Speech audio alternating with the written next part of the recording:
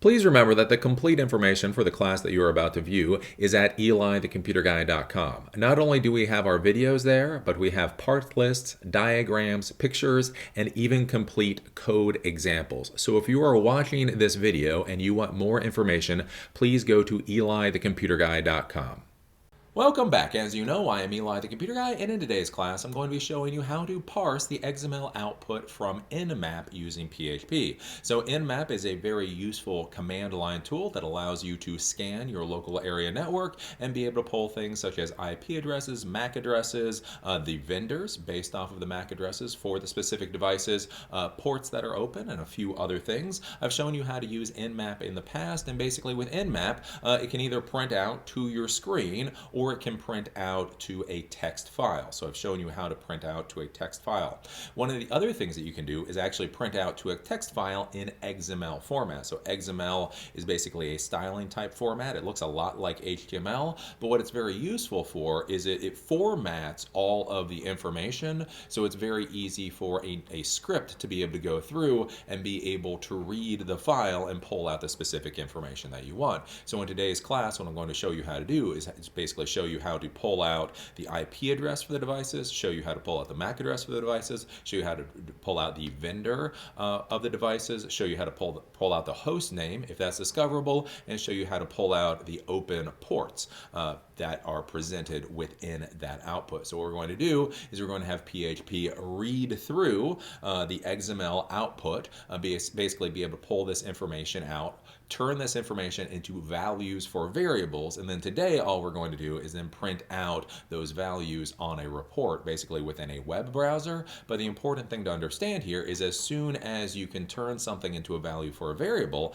at that point you can start to do some more sophisticated things. So today we're simply going to be printing this out onto a web browser screen, but once you have a value for a variable, you can test against that value. You can put that value and input it into a table and a database. You can do a lot of cool different things. So today we're going to be parsing through the Nmap XML output using PHP so that you get an idea of how this process works. So for the warning for today, the first thing is that this is not a beginner level class. You should understand how to work in the Linux environment. You should have a basic understanding of PHP, and you should have a basic understanding of how web pages are actually presented to web browsers to understand what's going on. If you're a complete noob, that's cool. You can stick around. You can learn the verbiage and the glossary terms and try to figure out some of the stuff that I'm talking about. But just to be clear, this is not an A+ level thing.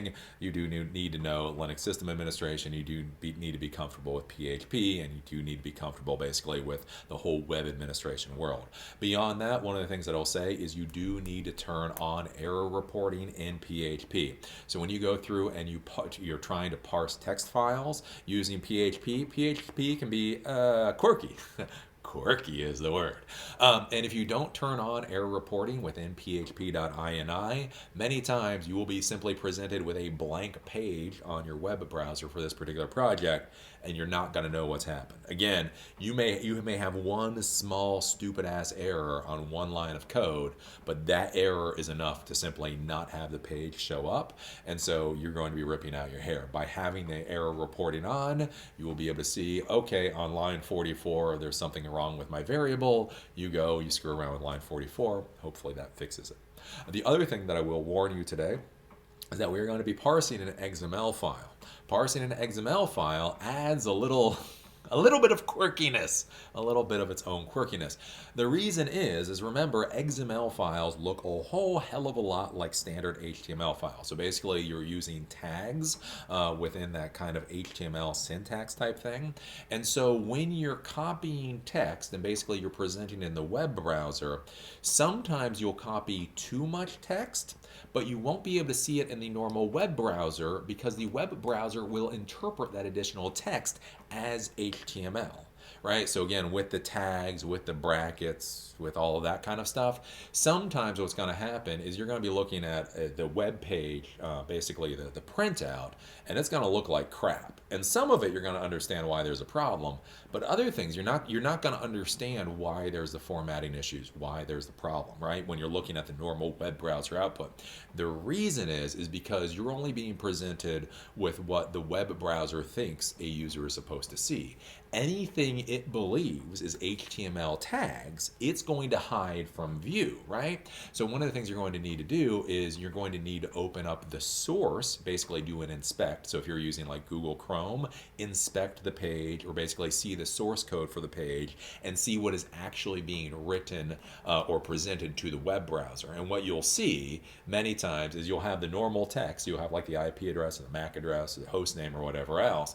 And then when you go to inspect, past that, you're going to see all of this like XML gobbledygook. So like basically, if you copy too much information from the XML file, and then you're simply basically trying to print that out in the web browser screen, a lot of that information is going to be seen as some kind of weird HTML formatting, so the web browser will actually hide it from you. And then when you're looking at the normal web browser, you're not going to understand why there's the errors. You go to inspect, and then you're going to see all of this just gnarly XML code that's sitting there, and that's causing you the issues. So the big things for the day is this is not a ranked beginner class. Don't think that it is. Do make sure to turn on error reporting in your php.ini, and then also always go and actually take a look at the source code, or basically inspect the web page if you're using Google Chrome to verify that's what's on the page is all that's there, right? Because many times, again, you can present a lot of information to the web browser, and the web browser will only provide a certain amount of that information. So go and actually inspect the page and see if there's some weird gnarly XML or something else that you're not realizing has actually been sent to the web browser. You're just not able to see it on the normal web page. So with that, let's go over. I will show you what this project looks like on the demonstration machine, and then we'll go take a look at the code itself. So here we are at my demonstration computer, and this is the project that we previously did. So essentially what I had is Nmap scanned the network, and then it exported the results to a text file. I then simply used a PHP script to import that entire text file as is and be able to display that into a web browser. So this is kind of useful to look at because you can see the types of information that you can get from Nmap. So if you take a look here, you can see you can get things like IP addresses, you can get things such as the port numbers. As I talked about before, you can get MAC addresses and what the vendor of that particular device is, and you can go through, and depending on the particular device, you can also get things such as what the host name is. So this is the full amount of information that Nmap can present to you. So with this, you get all of that information, but I can't do anything with this. This is literally just a text file that gets dumped into the PHP script, and that's it. I can't test against it. I can't easily input this information into a MySQL database or anything like that. So that's where I've come up with this particular script that I built today, which is called parse.php. And so with this, what you can see if you take a look at it is basically I am now printing out the values for variables. So this parse.php script actually parses through, it reads the XML output from Nmap, it then turns information within that XML output into values for variables, and then we print out the value for those variables. So here what I'm doing is I'm printing out the value for the variable for IP address. I'm printing out the value for the variable for vendor. I'm printing out the value for the variable for MAC address, the value for the variable for host name, for port, for port, for port. And so why this is more useful than simply having basically a text output is now that I have all of this information as values for variables, I can then do things such as test against those values, input those values into a database, simply print that information out on the screen, let's say specific information out on the screen if I want to do, let's say, customized reports. So now that I can actually turn that XML output into values for variables, I can start to do interesting things. So with that, let's go over to the computer and I'll actually show you how to do this. So here we are at my little Ubuntu server. I will say I'm actually using a Raspberry Pi 4 with 4 gigs of RAM. And just so you know, it works surprisingly well. It's just kind of a random review that I'll throw in here. I bought this little Raspberry Pi 4 about like a week and a half ago, and I've been playing with it. And it works really, really well. It works so well that I'm actually writing the code directly on the Raspberry Pi 4. I'm doing all the work on the Raspberry Pi 4. I thought I was going to have to basically do all the code and everything on my normal demonstration computer and then import it to the Raspberry Pi 4. But the Raspberry Pi 4 actually works great. I'm using the full Ubuntu desktop. I'm doing the code. I'm doing the Apache server, the PHP, all kinds of stuff. And really, I'm not running into any quirks. So that's just a random review for you. If you've been thinking about using a Raspberry Pi 4 for a server, at least if you get the 4 gig version, it works surprisingly well. The first thing that I wanted to show you here, though, is that this is the php.ini file. So under etc php 7.4 Apache 2, there's the php.ini file. The one thing that you want to do if you're going to be doing this project or playing around with the code that I'm showing you is you want to have the display errors turned on. So by turning the errors on, what that means is if you do something stupid in the code, you will actually see an error in the output. So let me go over to, let's say, Parse for a second. And I don't know, let me just do something such as try to print out a variable that doesn't actually exist. So when I hit save there, and basically I go here, see, now what I'm doing is I'm getting this error here. So undefined variable IP44 at line 14. This is why you want to turn errors on. If you don't turn errors on, many times you will literally just get a blank screen. Nothing will show. It's not simply that the code that works will work and the code that doesn't will fail. Like, the entire thing will fail, and many times you'll have no idea why. So that's why in the php.ini, you do want to display errors on, at least in your demonstration environment. Again, in a production environment, you don't want to display errors, but in the demonstration environment, you do. So let me just go back and put that back, and we're going to save. Now here, this is the XML file that we're dealing with. So again, I ran Nmap on this particular system, and it outputted all of this information. So we can see the address. So it's giving me things like the MAC address information. It's giving me the vendor information. It's giving me port IDs that are open. It's giving me IP addresses. It's giving me a lot of information. So this is the XML file that is created. And as you can see, there's a lot of information here, but this is not user-friendly. It's not easy to read through by any stretch of the imagination. And so that's why we are going to have the parse.php script go through and actually try to read this XML file. One of the things that I will tell you, if you're going to be outputting to the XML file, if you want the MAC address, so if you want the MAC address and the vendor, do make sure to run Nmap using sudo. So you do sudo nmap and then the rest of the arguments. If you do that, you will get the MAC address. If you simply do nmap and then the arguments, you actually don't get the MAC address for some reason. Again, this is some kind of weird super user thing. So if you want the MAC address and the vendor, make sure to run nmap under sudo. If you're going to do a cron job, you do sudo cron.tab space -e. So basically for cron jobs, there's 2 cron tabs. So cron tab is the scheduling for cron jobs. So if you just do cron tab space -e, that will run things on your server in non-privileged status. And so you won't get the MAC address if you run nmap doing the cron job that way. In order to actually get the MAC address, you do sudo space cron tab space -e. That then drops you into the super user cron tab, and so when you run nmap on a scheduled basis, you will then get the MAC address that way. So that's one of the weird things, again, when you're dealing with nmap.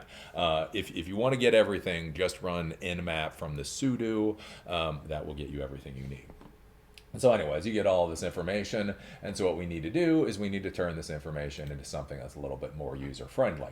And so that is what this little script is going to do for us. And again, if you take a look at this script, and it's about 56 lines all told. So the first thing that we're going to do is we're going to open up the PHP like we normally do, and then we have to feed a PHP a file. So we're going to create a variable called file, and then we're going to use a file function, and basically we're going to be importing the nmap test.xml file. So that is this file.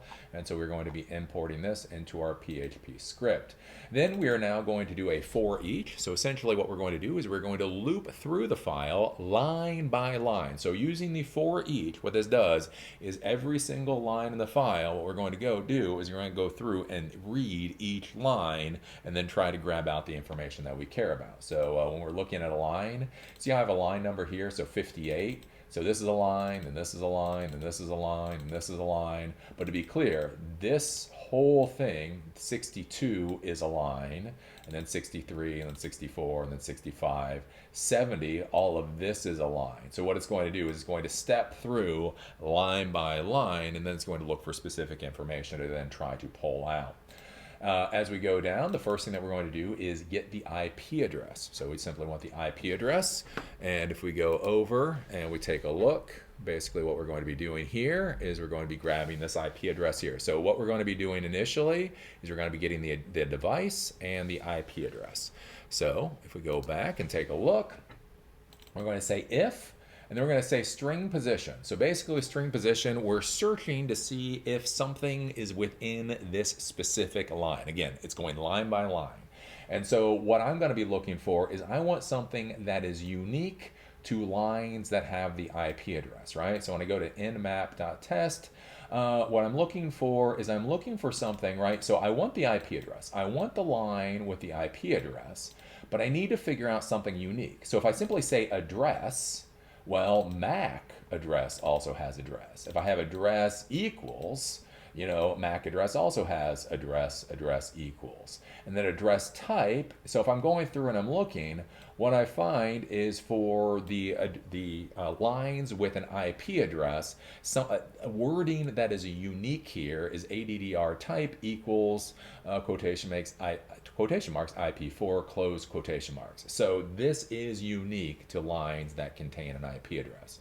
So what I'm going to say is if string position, the line, so the line we're at, has this in it. So if that is true, then I'm going to try to parse that particular line and read through it.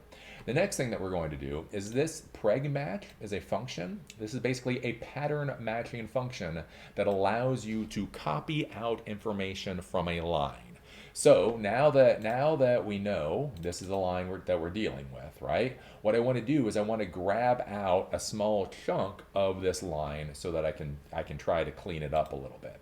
So what I'm going to say here is this is basically pattern match, and then you do single quotation marks, and then between the forward slashes. So it's looking for and copying anything between the forward slashes, and if you do period star, this acts as a wildcard. So I'm looking for ADDR equals double quotation marks, wildcard, and then ends with ADDR type. And then I'm going to copy all of this to results. So I'm going to feed it line. So this is the line that I'm feeding it. So from line, I'm going to try to search and copy this, and then I will dump this into the value for a variable called results. And so what this is going to do here is see ADDR equals quotation marks, and then that period star is going to grab all of this, and then it's going to end with ADDR type. So basically what it's going to do is from this line, it's going to grab all of this, and it's going to copy this into the value for results. Then what I'm going to do is I'm going to have a variable called IP, so $IP, and then results. The important thing to understand here is this is actually an array. It's an array.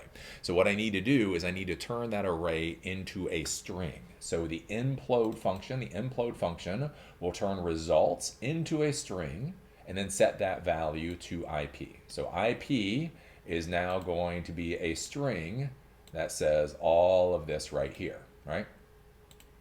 since it has all of this, right, I can't really do anything with all of this. This is too much information. So then what I'm going to do is I'm going to take IP and then I'm going to left trim. And from IP, I'm going to trim out ADDR equals and double quotation marks. So basically here, what I'm going to do is I'm going to delete this. I have all of this right now, and so then I'm going to delete this from the left. So then what's left is this. Then I'm going to right trim, so IP is now that, and then I'm going to right trim. I'm going to get rid of the double quotation marks, a space, and the ADDR type, right? So basically that's going to trim all of that off, which then leaves me with just an IP address, right? And so then what I'm going to do here is I'm going to print, and I'm going to say a device. So basically just to show me on the screen that this is a new device. So bold, underlined, this is a new device. Every time I get a new IP address, it's a new device. And then under that, I'm going to print, I'm going to say IP address, and then I'm going to simply print whatever the value of the current IP address is. And again, so that's where we are now printing out the value of this IP address, which is here. And again, why this is important, why this is cool, is once I have a variable value, I can do things such as dump this into a database, test against it, so on and so forth. Then what I'm going to do is I'm going to get the vendor. So basically, this is how I get the vendor information. So if string position line, so I'm feeding it the line again, and then I'm looking for in that line something that is unique to a line that says vendor, right? So if I go down and I take a look, what is unique in the lines that have vendor in it? So I'm looking for vendor. And so one of the things that's unique in a line that has vendor in it is this ADDR type equals MAC. So this is for MAC address, so it's an address type for MAC. So whenever I get a MAC address, I'm also getting the vendor.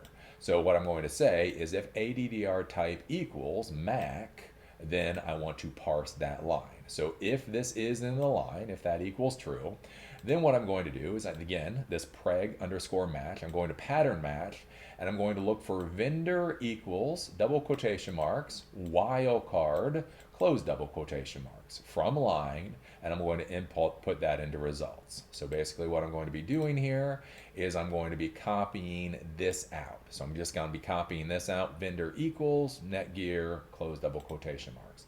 Putting that into results, the value for results. Again, results is now an array. I can't easily work with an array for what I'm doing. So I'm going to use implode to turn the results array into a string. I will set vendor, $vendor, to what that string is. So that entire thing. So vendor is now going to have the value of all of this. And then what I'm going to do is I'm going to take vendor, I'm going to left trim, and I'm going to remove vendor equals double quotation marks. So basically what I'm going to do is I'm going to remove this from the vendor variable. Then I'm going to right trim, and from the right, I'm simply going to delete the double quotation marks. So that then deletes that. And so what I'll be left with is simply netgear. So that will now be the value of the variable. So I'm going to print vendor, and then the value for vendor, which is there is netgear. So again, if we take a look, so I'm then simply printing out the value for netgear. We go down, we take a look at the MAC address. Again, when I'm going through, so again, if string position, so searching through the line, if there's the address type equals MAC. Again, so with this in the lines, with this, you have both the vendor and the MAC address. So I know there's also a MAC address there. So I'm going to say, okay, so if there's that in the line, then again, I'm going to do that pattern match, preg match. I'm going to be looking for address equals quotation, and then I'm looking for the wildcard, close quotation, space, ADDR type. So why I use these specific pattern matching is just when I was doing testing, I found weird things. Like, this is what works for me. So you do have to be careful when you're doing pattern matching with things like PHP. Sometimes things work, sometimes things don't. So what I found is this particular pattern works for me. And so basically what I'm going to do is I'm going to grab all of that information from line, feed it to results, which is an array. I'm then going to implode that array, turn it into a string, set that value for the value of the $MAC. I'm then going to trim off of that. I'm going to trim off the ADDR equals quotation marks from the left. And then from the right, I'm then going to trim off the quotation marks space, ADDR type from the right. That will then leave me with MAC address, and then I will be printing out that MAC address right here. So again, it gives me that value for the variable. Then we're going to go down, we're going to get the host name. So with the host name, do realize, depending on how your network is set up, security, policies, all that kind of thing, you may or may not actually get host names on your network. If you do, this will be able to pull out the host name. So with this, again, if string position for the line has type equals PTR. So basically I was just looking through for host names, and what I found is if you want a host name, you have to look for that PTR record. So let's see here. Yeah, so hostname equals Ubuntu. So this is actually for this particular server here. And so for this hostname line, type equals PTR simply is something unique to the hostname lines. So what I'm doing is I'm saying if type equals PTR is in the line, then we're going to do that pattern match, and basically we're going to pull out name equals double quotation marks, then we're going to do period star double quotation marks type. So essentially what we're going to be doing is from here we're going to pull out all of this, and I just found that that's easiest for the pattern matching and being able to copy out. We're then going to implode the results. So this, what we copied out, goes to results. We then implode the results. We turn that array into a string. That string is now the value for hostname. Then for hostname, I'm going to left trim name equals. So again, from here, basically all I'm going to do is I'm going to trim this off here. And then what I'm going to do is I actually have to do 2 right trims. And again, one of the things is when you're dealing with coding, when you deal with any kind of technology, you run into weird quirks. And so one of the things that I found is if I try to trim everything at one time, so if I try to trim double quotation marks space type from hostname, it would actually take out too many letters. Not only would it take this out, but it would take out a couple of other things. So for some reason, if I trim out space type, and then after I've trimmed that out, so basically what I'm doing here is from here, I'm trimming this off. Then after I've done that, I'm going to go back and I'm going to trim the final quotation mark. I'm going to do that in a separate call. For some reason, when I do that, I get the name perfectly. Again, it's a quirk. I'm not really sure why that is, but that's why I actually did 2 R trims here, is I basically remove this initially, and then I remove this afterwards, and then I get a clean host name. Don't ask me why. I'm not quite sure why. But when I do get a clean host name here. I'm able to print out that clean host name. So here you see gateway, and all the way down here you see Ubuntu. You will see with most of the results, though, they actually don't get a host name because of the security policies on the network and with the computers. And then finally, we get the get ports. So with this will get all the ports that are open. So again, it's important to understand this is not like a single port. So for this particular device, you can see port 53 is open, port 80 is open, port 5000 is open. For this device, port 5009, port 10,000 is open. With this device, we got a whole lot of ports open. So basically, again, whenever there's a port that's open, it will print this out. And so with this, again, all we're going to do is if the string position, if we have a port ID equals double quotation marks. So again, we're taking a look at this. So we got a port ID equals. So basically, if this is in the line, then what we're going to do is we're going to do that pattern match, preg match. We're going to look for port ID equals double quotation, then period, star, and then this whole thing for state. So basically what I'm doing is I'm going to be grabbing all of this, and I'm simply grabbing all of this because this is what seems to work for me when I actually do the code. So it's going to grab all of that, turn that into the value for results. We're then going to implode results, turn that into the value for port since it's now a string. Now that's port, we're going to left trim off. So we'll left trim off the port ID equals double quotation marks. And then we're going to right trim off, and we're going to right trim off all of that gobbledygook. And then we're going to simply print out the port. And so we'll print out the value of port. And when we do that, This is what we've got here.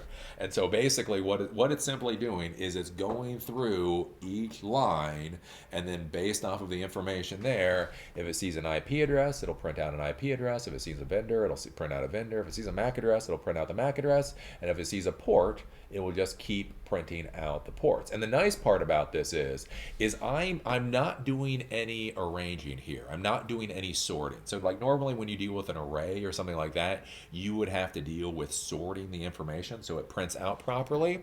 The important thing to understand here is this has all been printed out in the proper sorting order simply by the nmap test.xml. So when nmap prints out to the XML, it's going to print out everything in order, so things will just get printed, right? So basically, so IP address, so what this script is doing is it's going down. When it sees a new IP address, it'll print out device, and then it'll print out IP address. Then what it's going to do is then it's going to print, it'll go to the line, and it's going to print the what vendor it is. Then it's going to print what the MAC address is. Then it's going to print the different ports. So it's going to come down here and it's going to see port 5000. Then the next line is port 7000. The next line is port 7100. Then the next line is port 491502. Then it's 49153, 62708. And then it's going to go through, give me some other information. Then here it comes to the next IP address. And so it'll print out device again for a new device. Then it'll print out vendor. Then it'll print out MAC address. Then it'll print out the ports. So port 445, 548, 49,152, 49,153, and then it goes down to the next IP address. So this is very important to understand. One of the things that people get confused about when they start parsing things is, again, like how do you sort, how do you order, that type of thing. The good part about having a data file that's outputted like this from Nmap is everything is already sorted for you. So it makes it a lot easier for being able to print things out and having them all grouped together. So like with this, I don't have to do any special code in order to group all of these ports together with this particular IP address. It's simply going through. When it finds the IP address, it prints out the new IP address, and then it prints out the vendor, then it prints out the MAC address, then it prints out every port that it sees until it sees a new IP address. And then it prints out the vendor and the MAC address, and then any port it sees, and then it prints out the new IP address and the vendor and the MAC address and the ports, right? And it goes through that way. So I am not actually doing any sorting here. So this is basically what this project looks like. Again, do make sure if you're going to be doing this project is that you turn on display errors, because if you don't do this, you will rip out your error, because there will be a lot of errors. Again, trying to parse through text files with PHP can be a bit of a pain in the butt, but when you have the errors, you can start to understand what's going on, and it does get to be interesting. The other thing that I will warn you about with this is, since we are dealing with XML, sometimes when you get weird errors, you can't actually see them in the normal web browser. So sometimes you have to go to inspect. So like with this, I can go to inspect and I can actually see everything here, because sometimes if you do things and they don't turn out right, the XML actually won't show up in the web browser. So let me go here to the parse. Oh, let me do something like, where am I getting rid of stuff here? I know what I can get rid of. There's something, see this crap here, right? So I'm getting rid of like this state thing. So let me comment this out. Let me comment this out. And I can show you, let me comment both of those trims out, and I can show you where you can have some weird problems. So I saved that. So let's go here. Let's close this for a second. Let's hit refresh. And so like you're going to start getting weird things like this. So see how it says port, and it says port ID equals 53, but then everything's also on the exact same line. By going here and going to inspect, you can actually start to see things that aren't on the browser screen. So look at this. This right here shows you the actual code. So you see this state, so you see state and then BR and then state, but it's like half a tag. See how all of that is here? You don't see state anywhere on the normal web browser. You actually have to go in and inspect the element to see those types of errors. So that's one of those other issues that can pop up, is since you're parsing XML, when you pull out too much XML and you display it on onto the web browser screen, sometimes what the web browser shows you won't be everything that you're expecting because it's actually trying to read those tags. So there's the error that you see here, but then if you're taking a look and actually inspecting what's going on, you can also see other problems that you're dealing with. So that's just one of those things to keep in mind when you're playing with this particular project. Definitely when you're doing this, again, turn PHP errors on. And then if you're getting weird errors, even if you're not getting weird errors, also inspect the actual source code of the page that's showing up in the web browser to actually figure out what the web browser is seeing. And that might be what's causing you problems. It may be doing something such as interpreting those XML tags as something that it's supposed to be using for formatting, and that may cause you all kinds of weird problems. So that's basically how this project works, and some things to be thinking about to keep you out of trouble. So there you go. Now you know how to parse the Nmap XML output using PHP. So now you can turn all of that data you get from Nmap into values for variables. What I did today was simply print that information out onto a screen. But again, once you can turn values into values for variables, then you can do things such as dump that information into databases, test against it, so on and so forth. Again, with any of this kind of stuff, if you're a little bit confused, this is not the easiest level class that I do many of the times. This is a little bit more difficult. You do have to understand how PHP works. You do have to understand really how a web browser works and how a web page is presented. You do have to understand some of this stuff so that you can go and you can do some troubleshooting. Again, when I went in and I clipped out specific amounts of text out of particular lines, I know you may be looking at that going, why did you clip out so much information, right? So if you can go out and preg_match, if you can use that function to clip out specific parts of a line, why didn't I clip out less information? And the reason is when I try to clip out less text from a line, I actually ran into errors. So what I found is if I clip out a little bit more, and then I go down and I remove, L trim and R trim, and then I can get down to what I'm actually looking for. That just seems to be how it works for me. Again, also when I was showing you that with hostname, that weird thing with hostname, if I try to do an R trim all as one, if I try to remove double quotation mark space and then type all as one, it actually removes a couple of extra letters from the hostname for some reason. If I do an R trim space type, and then after I've done that, I do an R trim double quotation marks. I mean, it should be the same thing, but for whatever reason, that then actually gives me a clean host name that I'm supposed to get, and then I have that as a value for a variable. So with this kind of thing, when you're going through, when you're trying to parse text files, there can be some weird, quirky things. So you just got to go through, you got to troubleshoot, and see what works. Again, one of the things to be thinking about, though, like in the real world of technology, is this may be very frustrating to figure out, but the idea is once you create a script to parse this type of information, then that script will parse this information for the next decade. See, a lot of people get frustrated, like as coders, because like, oh, this is taking too long.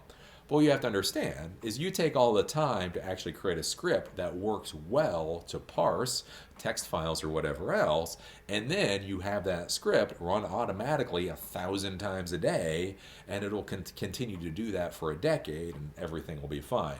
So again, when you go through and you find these quirks and you find these little issues, I know it can be frustrating, but just realize if you work through the problem, if you figure out what the issue is, don't worry. At some point, your little script will be done. You put it on the server, and you'll walk away. You don't deal with it again. So anyways, I think this is cool. Again, Nmap is a nice little command line utility for mapping your network, and also as you understand how to parse the output from command line utilities, you can also start doing interesting things from other utilities that are out there that are also able to grab information for you. So I think it's a pretty cool thing. One of those things to go out and play with. Just make sure do turn PHP errors on, and then also inspect the source code on your web browser. So especially if you're parsing something like an XML file, sometimes you're getting more information in that web browser than you're realizing, and you can only see all of the information if you actually go to the source to see it. So some of the problems you may be having, the reason you don't understand how to troubleshoot it is because you're not actually looking at everything that's being presented to the web browser. By looking at the source code that's being presented to the web browser, you're like, oh, there's this whole chunk of gnarly ass XML that's being being attached to the line, and that's what's screwing everything else up. So definitely do take a look at that. So as always, I enjoy doing this class. Look forward to seeing the next one. If you like the content that I create, please think about going to elithecomputerguy.com and becoming a member or donating. Please understand that all of the educational videos are in front of the paywall. That includes the videos, that includes the notes, the diagrams, and the code example. All of that is freely available and in front of the paywall. But if you want to watch opinion videos or if you want to be able to comment, you do need to become a member. Membership is $5 a month or $60 a year and gives you access to those opinion videos and the ability to comment. If you don't want to become a member, you just want to give a one-time donation, there's also a donate button where you can do that. Please understand, in order to provide the education that I am, it does cost money. Servers cost money, equipment costs money, travel costs money. All of these things cost a reasonable amount of money, and the fact of the matter is YouTube's advertising program no longer supports creators the way that it used to. So if you want these classes to continue to stick around and you find them to be valuable, please think about either becoming a monthly member or donating a few dollars for this project.